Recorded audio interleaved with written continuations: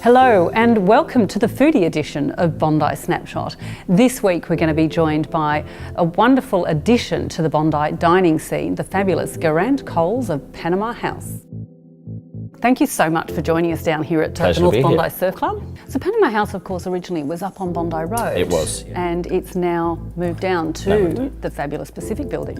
It's a beautiful space. Oh, thank you very much. Yeah, we're very happy with the move. Talk us about the food behind Panama House. The idea behind the brand, the idea behind the Panama, brand and message is where you have the Panama Canal as this major shipping route.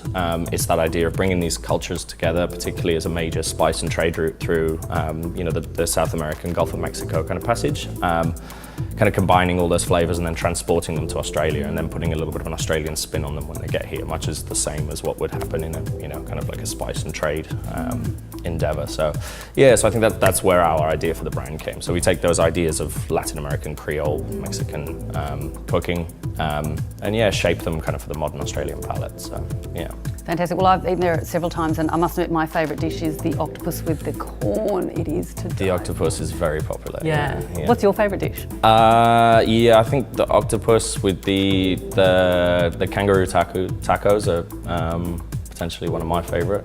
We've got a few more kind of things in the pipeline as well, looking at these bush taco ideas with ostrich and emu and buffalo and a few of those kind of more gamey, quirky meats that you won't necessarily find in Mexico. That's fantastic. So where do you? I mean, obviously you're living down here in Bondi. I am. And loving living the dream, I suppose it is. Yep. Where do you see, being now at the heart of Bondi, you've had a few years to assimilate, where do you see sort of the vision for Bondi food? It's a completely different suburb from what it was kind of 3 years ago. There's an actual dynamism and an activity to particularly the food and drink scene. There's some great operators, some of my favourites. The guys at Porch, Lockstock, Blanca. I just had dinner at Blanca last night, and they're just all doing really, really good things.